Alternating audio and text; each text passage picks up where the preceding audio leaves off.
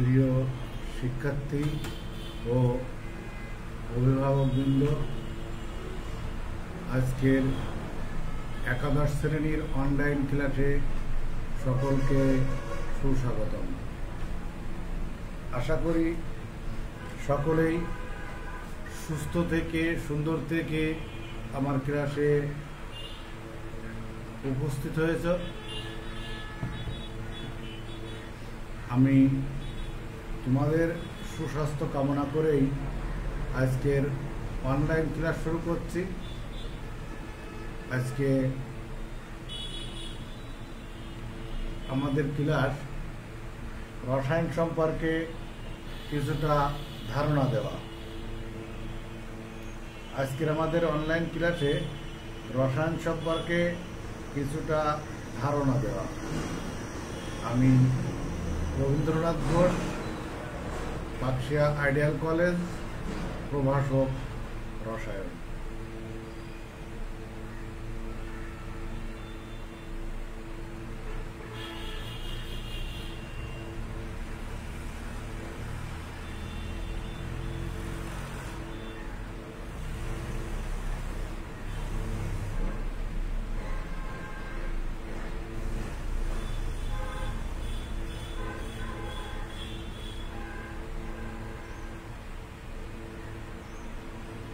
তোমরা যেখান থেকেই আমার ক্লাসে হাজির হয়েছ, সকলেই তোমাদের উপস্থিতিটা জানিয়ে দাও। আসলে তারপরে উপস্থিতি জানিয়ে লেখো আমার ক্লাস তোমরা দেখতে পাচ্ছ কিনা, শুনতে পাচ্ছ কিনা, তোমাদের কোনো অসুবিধা হচ্ছে কিনা। আমি সেকেন্ড ইয়ারের তুলিকে দেখছি, ফার্স্ট ইয়ারের কোনো স্টুডেন্টকে এখনও আমি দেখিনি। আর ফার্স্ট ইয়ারের স্টুডেন্ট 1-2 জনের সাথেই এতদিন পর্যন্ত কথা হয়েছে, দেখা হয়েছে। আমি বারবার তোমাদের সাথে ফোনে যোগাযোগও করেছি, কিন্তু তেমন কোনো সাড়া পাচ্ছি না। গতদিন ইমনের সাথে কথা হয়েছিল। আমি ইমনকে আজকের কলেজে, তাহাদিয়াকে, জাহিদকে, নওরিনকে আশা করছি। দেখো, আমাদের আজকের ক্লাস আমরা রসায়ন সম্পর্কে ধারণা দিব। গত দিনের 2টি ক্লাস নিয়ে আমরা আলোচনা করেছিলাম। সেই ক্লাসে ছিল আমাদের সিলেবাস সম্পর্কিত আলোচনা, যেটাকে আমরা ওরিয়েন্টেশন ক্লাস হিসাবে বলেছিলাম। আজকের ক্লাস হচ্ছে আমাদের বিষয়বস্তুটা হলো রসায়নের ধারণা। এখন এই রসায়নের ধারণা বলতে আমরা কি বুঝবো? আমরা রসায়ন আগেও পড়েছি, এখনও রসায়ন পড়ব।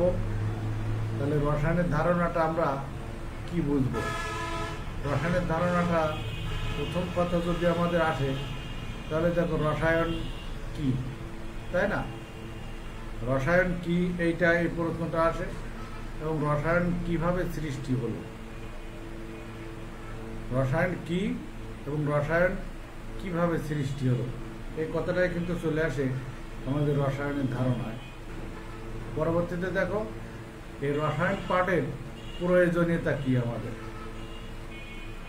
আমরা রসায়নটা কেন পাঠ করি। হ্যাঁ, ইমনকে আমি দেখছি, থ্যাংক ইউ ইমন। যাক, রসায়ন পাঠের প্রয়োজনীয়তা কি। পরে দেখো আমাদের এই রসায়নের শ্রেণী বিভাগ। রসায়ন বিভিন্ন প্রকার হতে পারে, তার সে প্রকারভেদ এবং প্রকারভেদ কেন করা হলো তার সম্পর্কে কিছু ধারণা দেখো। তারপরে রসায়নের কিছু মৌলিক কথা, রসায়ন সম্পর্কে কিছু মৌলিক কথার আলোচনা। তাহলে দেখো, আমরা যেটা বলছি যে রসায়ন পাঠের জন্য প্রয়োজনীয় কিছু বিষয়। রসায়ন পাঠ করতে গেলে আমাদের কি কি জিনিস সম্পর্কে আমাদের অবগত হতে হবে, কি কি জিনিস সম্পর্কে আমাদের জানতে হবে। আমি কিন্তু তাহাদিয়াকে চাচ্ছিলাম, জাহিদকে চাচ্ছিলাম, নওরিন, তোমাদের সকলকেই কিন্তু আমি একটু উপস্থিতি চাচ্ছিলাম। যাক, দেখো এখন এই যে রসায়নের ধারণা, এই রসায়নের ধারণা বলতে আমরা কি কি বুঝতে চাচ্ছি। এই রসায়ন কি, রসায়নের সৃষ্টি কোথায়, অর্থাৎ রসায়নের ইতিহাস, রসায়ন পাঠের প্রয়োজনীয়তা কি, রসায়নের শ্রেণী বিভাগ আছে, রসায়নের কিছু মৌলিক ধারণা আছে, আর রসায়ন পাঠের জন্য আমাদের কিছু বিষয় জানা প্রয়োজন। প্রিয় শিক্ষার্থী, তাহলে দেখো আমরা রসায়ন কি এইটা জানতে চাচ্ছি মনে হয়। রসায়ন কি এটা জানতে চাচ্ছি। রসায়ন মানে আমরা স্বাভাবিক মনে হয় কথা বললে এটা বলতে চাই যেখানে কিছু মৌল সম্পর্কিত আলোচনা হয়, যেখানে অণু সম্পর্কে আলোচনা করা হয়, যেখানে পরমাণু সম্পর্কে আলোচনা করা হয়। কিন্তু দেখো অণু পরমাণু আমাদের পদার্থের মধ্যেও কিন্তু আলোচনা আছে, অণু পরমাণু সম্পর্কিত আলোচনা কিন্তু আমাদের পদার্থের মধ্যেও আছে। তাহলে এখানে মৌলের একটা মৌলের সাথে আর একটা মৌলের এখানে বিক্রিয়া হতে পারে। তাহলে আমরা স্বাভাবিক অবস্থায় যদি বলি বিক্রিয়া সম্পর্কিত আলোচনা করা হয়, অণু পরমাণুর সাথে আবার বিক্রিয়া সম্পর্কিত আলোচনা এখানে করা হতে পারে। এই ধরনের কেন বিক্রিয়াটা হচ্ছে? এখন দেখো একটা মৌলের যোজনী কত, জারণ সংখ্যা কত, তার তুল্য সংখ্যা কত, দ্রবণটা কিভাবে তৈরি করা হবে, এই বিস্তারিত বিভিন্ন ধরনের জিনিস যে সাবজেক্টের উপরে সাধারণত আমরা আলোচনা করব। হ্যাঁ, আমি রাবিয়া খাতুনকে দেখছি। রাবিয়া খাতুন, আজকের ক্লাসে থাকার জন্য অবশ্যই ধন্যবাদ। তোমরা আস্তে আস্তে সবাইকে জানিয়ে দাও যে আমরা আজকের ক্লাস শুরু করেছি, আমরা এই ক্লাসে হাজির হব। ঠিক এইভাবেই আমরা দেখতে থাকবো। আর তোমাদের কোনো সমস্যা হচ্ছে কিনা, ক্লাস তোমরা বুঝতে পারছো কিনা সেটা আমাদের জানাতে হবে। দেখো তাহলে রসায়ন কি আমরা এটা দেখলাম, আমরা আরো জানাতে। দেখো তত্ত্ব আসলে এখানে কি আছে দেখো, ল্যাবরেটরি ইনস্টিটিউট অফ বায়োকেমিস্ট্রি। তোমরা এই নামগুলো একটু দেখে নিও ভালো করে। Laboratory institute of biochemistry, university of cons, এই সকল প্রতিষ্ঠানগুলোতে ঐতিহ্যবাহী রসায়ন চর্চা শুরু হয়। আমি কি বলছি দেখো, ল্যাবরেটরি কোথায়, institute of biochemistry, university of cons, এই সকল প্রতিষ্ঠানগুলোতে ঐতিহ্যবাহী রসায়ন চর্চা শুরু হয়।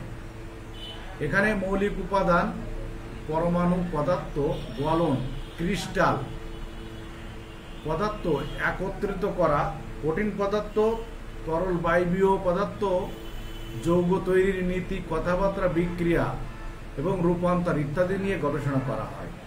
তাহলে আমরা কি পাচ্ছি, একটা ল্যাবরেটরি কোথায়, বা institute of biochemistry, university of cons,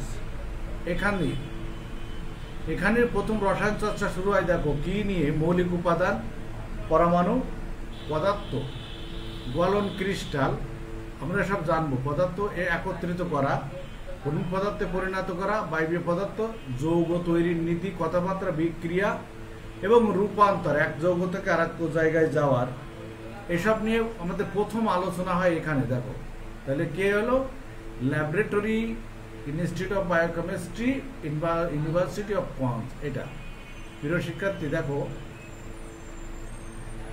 রসায়ন শব্দের উৎপত্তি কোথা থেকে হলো, প্রশ্ন কিন্তু চলে আসে। রাবিয়া, রসায়ন শব্দের উৎপত্তি কোথা থেকে হলো? দেখো রসায়নের ইংরেজি শব্দ হলো আমাদের কেমিস্ট্রি। রসায়নের ইংরেজি শব্দ হলো আমাদের কেমিস্ট্রি। মধ্যযুগে পরস্পরের সন্ধানে পরীক্ষারত মুসলিম বিজ্ঞানীরা একটি শাস্ত্র ও পদ্ধতি আবিষ্কার করেন। দেখো কোথায়, রসায়নের ইংরেজি শব্দ কেমিস্ট্রি, মধ্যযুগে পরস্পরের সন্ধান করছিল কারা, মুসলিম বিজ্ঞানীরা। তখনই কিন্তু একটি শাস্ত্র আবিষ্কার হয়ে যায়। সাধারণত এটাই কেমিস্ট্রি বলতে পারি আমরা। দেখো এটাকে তারা বলতেন আলকেমিস্তা। সে মুসলিম বিজ্ঞানীরা এই কেমিস্ট্রিকে বলতেন আলকেমিস্তা বা আলকেমি। আলকেমি শব্দটা এসেছে আরবি শব্দ থেকে। আলকেমি শব্দটা এসেছে আরবি শব্দ আলকিমিয়া থেকে। আলকিমিয়া শব্দটি এসেছে কিমি থেকে। আলকিমিয়া, তারপরে কিমি থেকেই কেমিস্ট্রি শব্দের উৎপত্তি। দেখো আলকেমি, আল অর্থ দি, আল অর্থ দি, এবং কেমি বা কিমি অর্থ ব্ল্যাক সয়েল। আল অর্থাৎ দি আর কিমি শব্দের অর্থ সয়েল। তাহলে দেখো অর্থাৎ দেখো ব্ল্যাক সয়েল অর্থাৎ কালো মাটি। তাহলে কালো মাটি, এই কালো মাটি আসলে মিশরের নীল নদের তীরের মাটি। কালো মাটি হলো মিশরের নীল নদের তীরের মাটি। তাহলে দেখো কেমিস্ট্রি কোথা থেকে আসলো আমাদের। আমরা আবার বলি, মধ্যযুগে কিছু মুসলিম বিজ্ঞানী তারা পরস্পরের সন্ধান করে বেড়াচ্ছিল। তারাই সাধারণত একটি শাস্ত্র আবিষ্কার করে যেটাকে আমরা রসায়ন শাস্ত্র বলি, যার ইংরেজি ছিল কেমিস্ট্রি। তারা বলতেন এটাকে আলকেমিস্তা, পরে তার নাম আসে আলকেমি, যাকে কিমি বলা হয়। আর এই আলকেমি আরবি শব্দ, এটা থেকে এসে দেখো আলকিমিয়া থেকে। আল শব্দের অর্থ দি আর কিমিয়া শব্দের অর্থ হচ্ছে ব্ল্যাক সয়েল। তাহলে কালো মাটি, এই কালো মাটি কোথায়? মিশরের নীল নদের তীরে ছিল। মিশরের নীল নদের তীরে থেকে তাহলে দেখো কোথার থেকে আসলো আমাদের, যেই কালো মাটি আসলে মিশরের নীল নদের তীরের মাটি। প্রাচীন মিশরকে রসায়নের জন্মক্ষেত্র বলা হয়। তাহলে রসায়নের জন্ম হলো কোথায়? মিশরের নীল নদ। মিশরিয়া সভ্যতার আদি লগ্নে যে মমি তৈরি করত, তাহলে দেখো মিশরিয়া সভ্যতার আদি লগ্নে যে মমি তৈরি করত, তাতেই তারা নানা রকমের রাসায়নিক ব্যবহার করত। যে মমি তৈরি করত সেই মমিতে তারা নানা রকমের রাসায়নিক ব্যবহার করত। প্রাচীন গ্রিসেও রসায়নের চর্চা শুরু হয়েছে সুপ্রাচীন কাল থেকে। প্রিয় শিক্ষার্থী, আমার কথা তোমরা শুনতে পাচ্ছ কিনা? রাবেয়া খাতুন, রাবেয়া খাতুন, আমি ওইটা কি তোমার আইডি না অন্য বাবা মা কারোর আইডি? বাবা মার আইডির নাম ধরে ডাকলে কেমন হয়? যদি তোমার নামটা ওইটা হয় সঠিক আছে, তাহলে তোমার নামটা একটু লিখে দাও, আমি একটু জেনে নিই। দেখো পরবর্তীতে তাহলে আমাদের মানে ইতিহাস একটু জানার দরকার, যে রসায়নের ইতিহাসটা কেমন। দেখো আমরা সেই এখানে আছে, দেখো তারা চিন্তা করতো এলেক্সির বা জীবন সঞ্জীবনীর কিভাবে তৈরি করা যায়, যেমন মানুষ কিভাবে চিরদিন বেঁচে থাকতে চায়, অমর হতে চায়। অর্থাৎ আমরা যে মমি তৈরির কথা বলছি, কিন্তু ভারতীয় উপমহাদেশের ঋষিরা চাইতেন তেমন কিছু তৈরি করার। তারা একে বলতেন পরশ পাথর। গ্রিসদের এই চিন্তা ভাবনা ও কাজের সাথে পরিচিত ছিলেন জাবির ইবনে হায়ান। দেখো গ্রিসদের এই চিন্তা ভাবনা ও কাজের সাথে পরিচিত ছিলেন জাবির ইবনে হায়ান। তার পিতা ইবনে হায়ানও একজন গুপ্তবিদ্যা চর্চাকারী বীর ছিলেন। প্রাচীনকালে রসায়ন গুপ্তবিদ্যা বলে পরিচিত ছিল। প্রাচীনকালে রসায়ন গুপ্তবিদ্যা বলে পরিচিত ছিল। পরে দেখো, কারণ রসায়নবিদরা লোক চক্ষুর অন্তরালে তাদের পরীক্ষা নিরীক্ষা করতেন, এই জন্য গুপ্তবিদ্যা। কারণ সাধারণ মানুষের কৌতূহল বেশি থাকে এবং তারা কাজে বাধা সৃষ্টি করতে তৎপর হয়। তারা কাজে বাধা সৃষ্টি করতে তৎপর হয়। পরবর্তী সময়ে জাবির ইবনে হায়ান তার নিজ বাসভূমি আরবীয় অঞ্চলে ফিরে আসেন এবং রসায়ন শাস্ত্রের উপর 108খানা গ্রন্থ লেখেন। দেখো জাবির ইবনে হায়ান তার নিজ বাসভূমি কোথায়? আরবে ফিরে আসেন, আরবীয় অঞ্চল আর কি। রসায়ন শাস্ত্রের উপর 108খানা গ্রন্থ লেখেন। তার এই মহামূল্য গ্রন্থগুলো রসায়ন গবেষণার সহায়ক ভূমিকা রেখেছে। তাকে প্রাচীন রসায়নের জনক বলে অভিহিত করা হয়। তাহলে আমরা কিন্তু একটা জিনিস, রসায়নের জন্মসূত্র কোথায়? মিশরে। আর রসায়নের জনক হিসাবে দেখলাম আমরা কি? প্রাচীন রসায়নের জনক জাবির ইবনে হায়ান।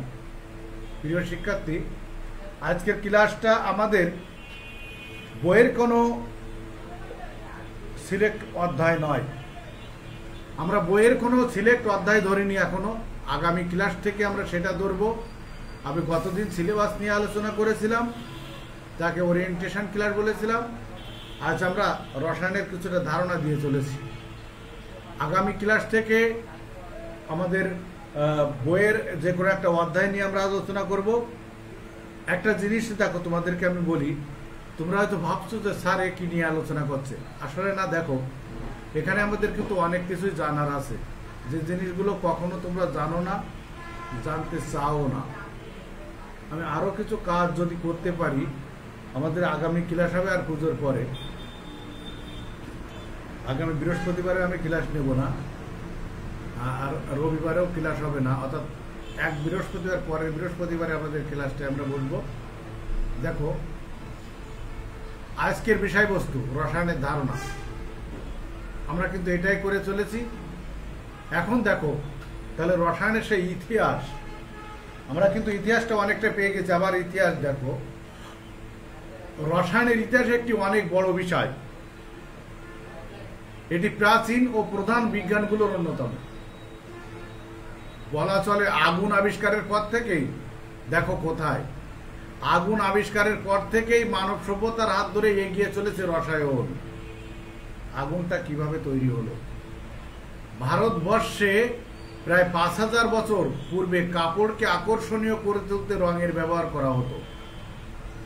আগে আমরা পড়লাম কি আগুন আবিষ্কারের পর থেকে, কিন্তু এখন বলছে কি 5000 বছর পূর্বেই কাপড়কে আকর্ষণীয় করে তুলতে রঙের ব্যবহার শুরু হয়েছিল।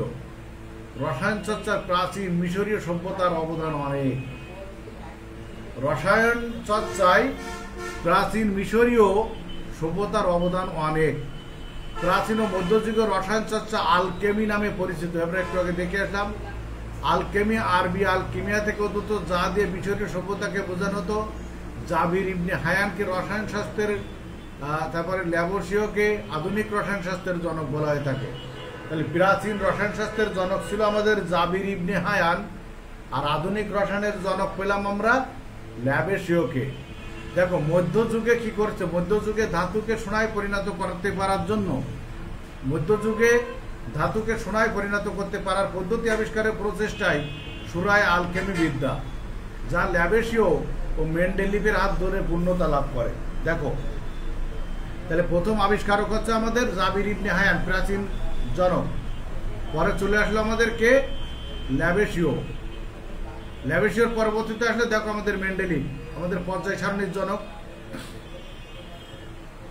আমরা 9-10-এ পর্যায় সারণী সম্পর্কে ধারণা নিয়েছি, সেখান থেকে আমরা বলতে পারছি। তাহলে রসায়নের তৈরি আলকিমিয়া থেকে, তাই তো? আল অর্থাৎ দি, আর কিমিয়া অর্থাৎ দা সয়েল, এই ব্ল্যাক সয়েল, কালো মাটি। তাহলে কালো মাটি থেকে আমার কেমিস্ট্রি তৈরি। কেমিস্ট্রিটা মিশরের নীল নদের তীরে যে কালো মাটি, সেই কালো মাটিকে বলা হয় তাহলে কিমিয়া, আর সেইখান থেকে রসায়নের জন্ম, তাই কেমিস্ট্রি। যাক, দেখো আমরা আরো কিছু ইতিহাস পড়ি। দেখো এখানে সংজ্ঞা কি দিতে হবে, সংজ্ঞাটা তোমরা দিয়ে নিবে। সংজ্ঞাটা দেখো, রসায়ন শাস্ত্রে অনেকগুলো মৌলিক বিষয়ের অবতারণা করা হয়েছে, প্রতিটা বিষয়ের আলাদা আলাদা আমাদের সংজ্ঞা আছে। যেমন মনে করো তোমাকে যদি আমি বলি অণুর সংজ্ঞা কি, পরমাণুর সংজ্ঞা কি, পদার্থের সংজ্ঞা কি, মৌলিক পদার্থের সংজ্ঞা কি, যৌগিক পদার্থের সংজ্ঞা কি, অ্যাসিডের সংজ্ঞা কি, এরকম বিভিন্ন কায়দায় বিভিন্ন পদার্থের সংজ্ঞা আমরা দিয়েছি। এই সংজ্ঞা থেকে আমরা কিন্তু রসায়নের সংজ্ঞাটা মনে হয় পেতে পারি। তোমরা সংজ্ঞাটা দেখে নিও প্রিয় শিক্ষার্থী। দেখো মৌলিক ধারণা, আমরা জানি যার ভর আছে স্থান দখল করে, অবস্থান করে, এবং যা স্থিতিশীল বা গতিশীল অবস্থায় বাধা প্রদান করে তাকে পদার্থ বলে। যার ভর আছে, স্থান দখল করে, অবস্থান করে এবং স্থিতিশীল বা গতিশীল অবস্থা বাধা প্রদান করে তাকে পদার্থ বলে। পদার্থের মধ্যে অণু থাকে, যা আবার পরমাণুর সমন্বয়ে গঠিত। পদার্থের মাধ্যমে মধ্যে অণু থাকে, যা আবার পরমাণুর সমন্বয়ে গঠিত। পরমাণু সমূহ ইলেকট্রন, প্রোটন, নিউট্রন দ্বারা গঠিত, এদের সমন্বয়ে। ইলেকট্রন, প্রোটন, নিউট্রন পদার্থের অণুর সাথে কিভাবে সম্পর্কিত থাকে, এদের বিক্রিয়ার সময় এরা কি ধরনের আচরণ করে, সেসব নিয়ে আলোচনা করা হয়, যেখানে সেটা আমার রসায়ন বিদ্যা। প্রিয় শিক্ষার্থী, আমি আবার বলি, যার ভর আছে, স্থান দখল করে, অবস্থান করে, স্থিতিশীল গতিশীল অবস্থায় বাধা প্রদান করে, তাদেরকে আমরা পদার্থ বলি। পদার্থের মধ্যে অণু আছে, পরমাণু আছে, অর্থাৎ পদার্থ অণু এবং পরমাণু নিয়ে গঠিত। আবার দেখো পদার্থের এই অণুগুলো আবার পরমাণু নিয়ে গঠিত। আবার এই পরমাণুগুলি ইলেকট্রন, প্রোটন, নিউট্রন নিয়ে গঠিত। এখন এই ইলেকট্রন, প্রোটন, নিউট্রন এদের ভিতরে বিভিন্ন ধরনের আচরণ আছে। এই আচরণে দেখা যাচ্ছে এদের ভিতরে বিক্রিয়া ঘটে। এই বিক্রিয়া এই সম্পর্কিত আলোচনা করা হয় যেখানে, সেটা হলো আমাদের রসায়ন শাস্ত্র, বা এদেরকে আমরা রসায়ন বলি। তাই আমি প্রথম সংজ্ঞা দিলাম কি, পদার্থের, তাই না? পদার্থ কি নিয়ে গঠিত? অণু নিয়ে গঠিত। অণু কি নিয়ে গঠিত? পরমাণু নিয়ে গঠিত। পরমাণু কি নিয়ে গঠিত? ইলেকট্রন, প্রোটন এবং নিউট্রন নিয়ে গঠিত। ইলেকট্রন, প্রোটন, নিউট্রনের বিভিন্ন ধরনের আচরণ আছে। প্রোটন ধনাত্মক চার্জযুক্ত, ইলেকট্রন ঋণাত্মক চার্জযুক্ত। তাহলে একজন আরেকজনের প্রতি আকর্ষণ অনুভব করবে। যখন আকর্ষণ অনুভব করবে তখন একজন আরেকজনের সাথে যুক্ত হতে চাইবে, আমার রাসায়নিক বিক্রিয়া ঘটবে। তাহলে এই সম্পর্কিত আলোচনা করা হয় একটা বিষয়ের উপরে। যে বিষয়ের উপরে আমরা এই সম্পর্কিত আলোচনা করি তাকে সাধারণত আমরা রসায়ন শাস্ত্র বলি। আমার মনে হয় বুঝতে পেরেছ। দেখো,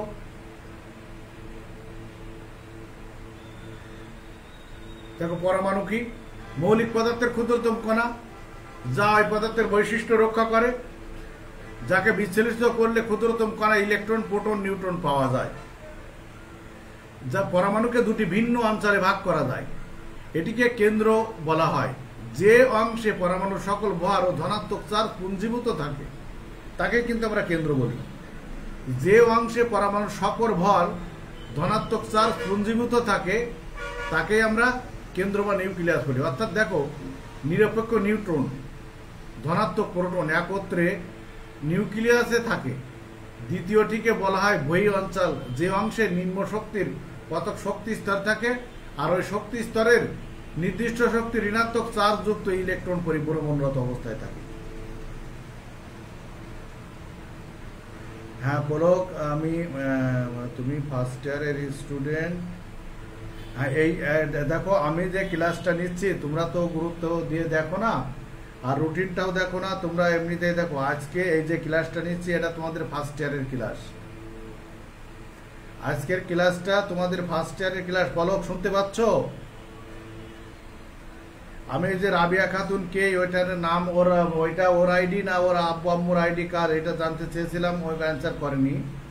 তারপরে ইমন, ইমন তো আছে, ইমন যে জানতে পেরেছে। আর তাছাড়া ক্লাস রুটিনে কিন্তু আমাদের দেয়া আছে যে কখন কখন আমাদের ক্লাস আছে।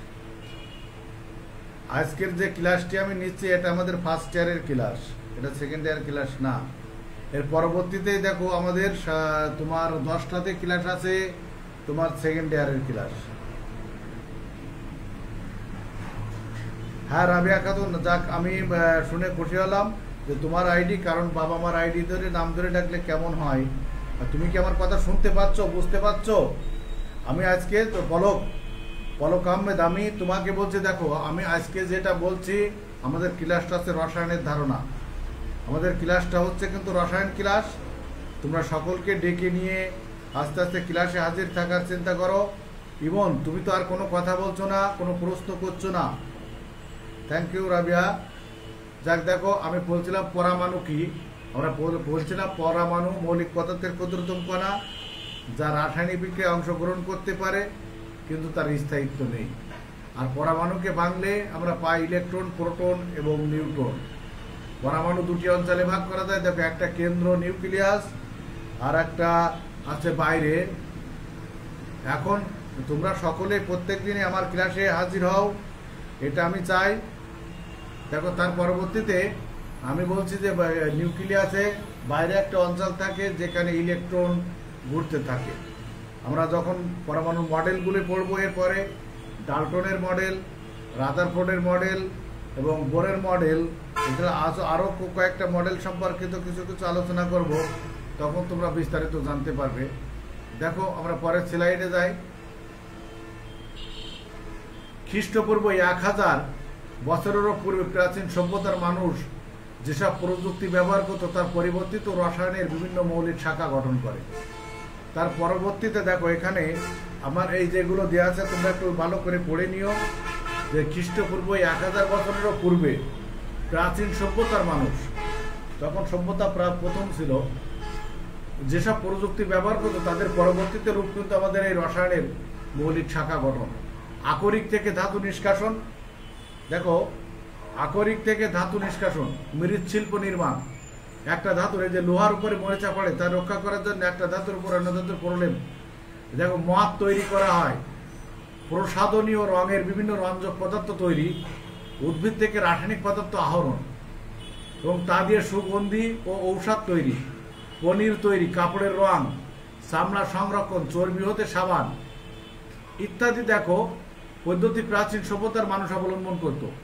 পদার্থের প্রকৃতি রূপান্তর সম্বন্ধে দার্শনিক প্রচেষ্টা ব্যর্থ হয়। এছাড়া আলকেমির বৈজ্ঞানিক ব্যাখ্যাও ভুল প্রমাণিত হয়েছে। দেখো, তবে এ সংক্রান্ত পরীক্ষা ও ফলাফল সংরক্ষণ বিজ্ঞানের ভিত্তি প্রতিষ্ঠায় ভূমিকা রাখে। মানে তারা যে কাজগুলো করেছিল সে কাজগুলো যদিও ভুল ছিল, কিন্তু আজকে আমাদের রসায়ন বিজ্ঞানের যে প্রতিষ্ঠা এই পর্যন্ত আসা, সেটা কিন্তু আমরা সেখান থেকে চলে আসছি। অতএব তাদের অবদান কিন্তু অবশ্যই। রবার্ট বয়েলের অনুসন্ধান গবেষণার ফলে যখন আলকেমি ও রসায়নের মধ্যে স্বতন্ত্র পার্থক্য সূচিত হয়, তখন থেকে আধুনিক রসায়ন উদ্ভব করতে থাকে। রসায়ন বিজ্ঞানের একটি পূর্ণাঙ্গ শাখায় পরিণত হয় যখন অ্যান্টনি ল্যাবেসিও ভরের নিত্যতার সূত্র আবিষ্কার করে।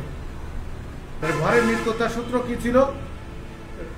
ভরের নিত্যতা মানে তোমার বিক্রিয়ক যেগুলো যে ভর থাকবে, উৎপাদ যখন গঠন হবে সেখানে একই ভর থাকবে, হয়তো ভিন্ন রূপ হয়ে যাবে। কার্বন আর অক্সিজেন বিক্রিয়া করে কার্বন ডাইঅক্সাইড তৈরি করলো। কার্বন ডাইঅক্সাইড হলো উৎপাদ আর কার্বন আর অক্সিজেন হলো বিক্রিয়ক। এ পাশে ভরটা ছিল 44, ওই পাশে ভরটা ছিল 44। ভরের কিন্তু পরিবর্তন হলো না। হাইড্রোজেন আকৃতির একটা বোতল নিয়েই তোমার মনে করো সিলভার নাইট্রেট দ্রবণ আর সোডিয়াম ক্লোরাইড দ্রবণ দুটো পাত্রে দেওয়া হলো। এরকম একটা পরীক্ষা করা হলো, ওইটা এই দ্রবণটা ছিল না, অন্য একটা দ্রবণ ছিল, সেটা নিয়ে অ্যান্টনি ল্যাবোসিও পরীক্ষা করেছিলেন। সেটা একটা ভরের নিত্যতার সূত্র। দেখো, এই সূত্র রাসায়নিক ঘটনাবলীর সূক্ষ্ম পরিমাপ ও পরিমাণগত পর্যবেক্ষণে ব্যাখ্যা করা যায়। কি পরিমাণ তৈরি হচ্ছে, কেমন তৈরি হচ্ছে। তাই যখন আলকেমি ও রসায়ন কেবল পদার্থের আকৃতি রূপান্তর সম্বন্ধে আলোচনা করত, তখন রসায়ন বিজ্ঞান বৈজ্ঞানিক পদ্ধতি প্রয়োগের মাধ্যমে রসায়নের মৌলিক বিষয়গুলি উদ্ভাবনের চেষ্টা করে। রসায়নের ইতিহাস তাপগতিবিদ্যার ইতিহাসের সাথে সম্পর্কিত। বিশেষ করে বিজ্ঞানী উইলার্ড গিবসের যে সূত্র হাসেল গিবস, যাক দেখো রসায়নের বিভাগের শ্রেণী বিভাগ, কেন শ্রেণী বিভাগ করা হলো? দেখো, তর্ক সাপেক্ষে মানব সভ্যতার প্রথম নিয়ন্ত্রণ উপযোগী রাসায়নিক বিক্রিয়া ছিল আগুন জ্বালানো। মানে প্রথম বিক্রিয়া করে তারা কিন্তু আগুন জ্বালিয়ে। বহু শতাব্দী কাল ধরে আগুনের রহস্যময় প্রভাব, অর্থাৎ কোনো একটি বস্তুকে অপর একটি বস্তুতে পরিণত করা যায় পুড়িয়ে ফেলার বৈজ্ঞানিক কারণ মানুষের অজ্ঞাত ছিল। আদিম সমাজে আগুন ছিল বিষয়কে প্রভাবিত করেছিল, প্রতিদিনের জীবনের নিত্যকর্ম, যেমন রান্না করা থেকে অগ্রসর হওয়া। তাহলে দেখো, আগুন না জ্বালাতে পারলে তুমি রান্না করতে পারছিলে না। আর রান্না করা কিন্তু আমাদের বিশাল আকৃতির একটি রসায়নের কাজ। দেখো, মৃৎশিল্প, ইট নির্মাণ করা, ধাতু গলানো, বিভিন্ন অবস্থায় কঠিন তরল বায়ু পদার্থের ভৌত বর্ণ গন্ধ ঘনত্ব ইত্যাদি পার্থক্য ও পরিবেশে তাদের প্রতিক্রিয়া ব্যাখ্যা করার জন্য দার্শনিক মতবাদ সৃষ্টির প্রচেষ্টা প্রকৃতি বা রসায়নের প্রথম তত্ত্ব আবিষ্কারের পথ উন্মোচন করে। এ ধরনের রসায়ন সম্বন্ধীয় দার্শনিক তত্ত্ব সৃষ্টির ইতিহাস ও প্রায় প্রতিটি প্রাচীন সভ্যতাকে পাওয়া যায়। এ সকল তত্ত্বের সাধারণ বিষয়টি হলো পদার্থের ক্ষুদ্রতম কণা শনাক্তকরণের প্রচেষ্টা। যে কণা দিয়ে সমস্ত পদার্থ গঠিত, ভূমি, পানি, বায়ু ও শক্তি বিভিন্ন রূপ, আলো, আগুন ও বিবর্ত ধারণা করা যায়। সর্বনরক ইত্যাদি বিষয় প্রাচীন সভ্যতা সাধারণ ছিল। দেখো, এতগুলো জিনিস নিয়ে দেখি গ্রিস দার্শনিকগণ এত নিয়ে যে পরমাণুর ইতিহাস রচিত হয়েছিল প্রাচীন গ্রিস ও প্রাচীন ভারতে। পূর্বের আলোচনার উপর ভিত্তি করে দেখো, আমরা যে যতগুলো আলোচনা করছি, এই আলোচনার উপর ভিত্তি করে আমাদের রসায়নকে আমরা সাধারণত তিনটি শ্রেণীতে ভাগ করেছি। যার একটি আছে ভৌত রসায়ন, ফিজিক্যাল কেমিস্ট্রি, আর একটি হলো আমাদের জৈব রসায়ন, যেটাকে বলি আমরা অর্গানিক কেমিস্ট্রি, আর একটি আছে আমাদের অজৈব রসায়ন, তাহলে ইনঅর্গানিক কেমিস্ট্রি। আমরা এত যে আলোচনা করলাম, আলোচনার উপরে ভিত্তি করে আমরা রসায়নকে তিনটা ভাগে ভাগ করেছি। একটা ভৌত রসায়ন, একটা জৈব রসায়ন, আর একটা অজৈব রসায়ন। তাহলে দেখো, ভৌত রসায়ন স্বাভাবিক মানে ফিজিক্যাল কেমিস্ট্রি, আমরা ফিজিক্সের মতো আলোচনা করব কেমিস্ট্রির যে জায়গায় ফিজিক্সের সাথে মিল আছে যেখানে, সেটাকে সাধারণত আমরা ফিজিক্যাল কেমিস্ট্রি বলি। আর জীবন সম্পর্কিত কিছু আলোচনা, যেমন কার্বন নিয়ে আলোচনা করা হয় যেখানে, সেটা জৈব যৌগ। আর কার্বনবিহীন যে যৌগগুলো আছে সেটা আমার অজৈব যৌগ। ইনঅর্গানিক কেমিস্ট্রি, এখানে আমার এটা নিয়েই আলোচনা করা হয়। প্রিয় শিক্ষার্থী, এছাড়া আরও কিছু কেমিস্ট্রি আমরা দেখতে পাবো। যেমন দেখো, কর্মমুখী রসায়ন, আমাদের প্রফেশনাল কেমিস্ট্রি বলি, কিছু জিনিস তৈরি করে আমরা বিক্রি করতে পারবো। আমাদের ফার্স্ট পার্টের পঞ্চম অধ্যায়ে এটা আছে, মোমবাতি তৈরি করতে পারবো আমরা, তোমার আফটার শেভিং লোশন তৈরি করতে পারবো, মেহেদি তৈরি করতে পারবো আমরা, ওই যে বাঁশ কুড়াল তৈরি করে রাখতে পারবো, এক এক সময় ফল এক সময় খাওয়ার জন্য তৈরি করতে পারবো, আচার তৈরি করতে পারবো, আচার সংরক্ষণ করতে পারবো, ভিনেগার তৈরি করতে পারবো। সেটাকে আমরা সেটা প্রফেশনাল কেমিস্ট্রি বলছি। আর একটা আছে অর্থনৈতিক রসায়ন। দেখো, অর্থনৈতিক রসায়ন হচ্ছে আমাদের সেকেন্ড পার্টের পঞ্চম অধ্যায়। অর্থাৎ এখানে কিছু অর্থ আনার মতো সিস্টেম। কাগজ শিল্প, আমাদের ইন্ডাস্ট্রিয়াল কেমিস্ট্রি যেটা, কাগজ শিল্প, কয়লা শিল্প, ন্যানো শিল্প, কাঁচ শিল্প, সার শিল্প, এরকম বিভিন্ন শিল্প সম্পর্কিত আলোচনা করা হয় অর্থনৈতিক রসায়নে। প্রিয় শিক্ষার্থী, ঘড়ির কাঁটা বলছে আমাদের সময় শেষ, তাই আমরা আজকের ক্লাসে আর অপেক্ষা করতে পারছি না। আমার আজকের ক্লাসটা তোমাদের কেমন লাগলো তোমরা একটু কমেন্ট বক্সে জানিয়ে দেবে। আর আমাদের আজকের ক্লাসের কি ঘাটতি আছে, যদি এটা তোমরা জানাতে পারো, তাহলে আগামী ক্লাসে আমি সেইগুলো নিয়ে আবার হাজির হতে পারবো। আমরা আগামী ক্লাসে আসবো। আর পুজোর পরে, এই পুজোর পরে আমাদের যে চ্যাপ্টার, প্রথম চ্যাপ্টার নিয়ে আমরা আলোচনা করব, যেটা গুণগত রসায়ন। সবাইকে শুভ শারদীয়ার শুভেচ্ছা জানিয়ে আজকের ক্লাসের এখানেই সমাপ্তি।